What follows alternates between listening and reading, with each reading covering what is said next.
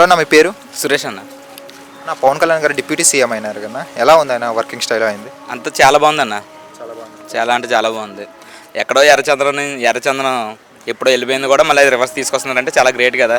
ఎప్పుడో పోయింది, వైసీపీ ప్రభుత్వంలో పోయింది, ఇప్పుడు తీసుకొస్తున్నారంటే గ్రేట్ కదన్నా. బెటర్. పిఠాపురంలో ఆయన గెలిచిన తర్వాత హోటల్ వస్తే ఆయన పేరు మీద హోటల్స్ పెడుతున్నారు, దాని గురించి ఏమంటారండి? ఫ్యాన్స్ అన్న అలా పెట్టుకుంటారు, దేవుళ్ళో పూజిస్తారు చాలామంది. ఎందుకంటే ఏపీలో అంత బెనిఫిట్ ఉంది ఆయన కోసం. ప్రజెంట్ ఆయన డిప్యూటీ సీఎం ఉన్నారు కదా, ఫ్యూచర్లో ఏమైనా సీఎం అయ్యే అవకాశాలు ఏమైనా ఉన్నాయా? ఫ్యాన్స్ కోరుకునేది ఏంటంటే అన్న, ప్రజెంట్ ఒక్క సంవత్సరం అయినా సరే ఆయన సీఎం చేయాలనే కోరిక. సో ఆయన మీద మీ అభిప్రాయం ఏంటి గెలిచినప్పటి నుండి?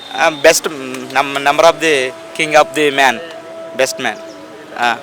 అలాగే చూసుకుంటే ఆయన సినిమాలు చేసే అవకాశం ఉంది, ఇంకా కొన్ని మూవీస్కి సైన్ చేశారు కదా. ఇప్పుడు రాజకీయాల్లో చాలా ఫుల్ బిజీగా ఉన్నారు, మరి సినిమాలను ఎలా మేనేజ్ చేస్తారనుకుంటున్నారు? చేస్తారన్న. అప్పట్లోనే ఇదేంటి నందమూరి తారక రామారావు గారు అంతటోడే ఆయనే చేశారు కదన్న.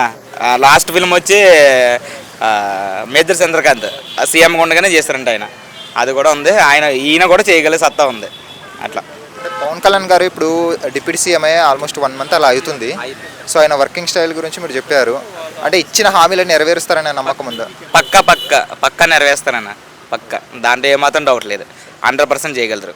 ఒక్క మాటలో పవన్ కళ్యాణ్ గారి గురించి చెప్పాలంటే ఏమని చెప్తారన్న? కింగ్ ఆఫ్ ది ఏపీ అన్న. ఏపీ పక్క. మరి సినిమా గురించి వస్తే ఏం చెప్తారు? సినిమా కూడా చేస్తారు పక్క, వన్ సైడ్ చేస్తారు, తప్పనిసరి చేస్తారు సినిమాలు. సరే, జనాలు యాక్సెప్ట్ చేస్తారా మూవీస్ చేస్తే? 100% అన్న. ఇప్పుడు 21 సీట్స్కి 21 పక్క ఇచ్చిన వాళ్ళు ఏ సినిమా వచ్చినా ఇట్టే కొడతారు, అంత సపోర్ట్ చేయగల ఉన్నారు ఇప్పుడైతే.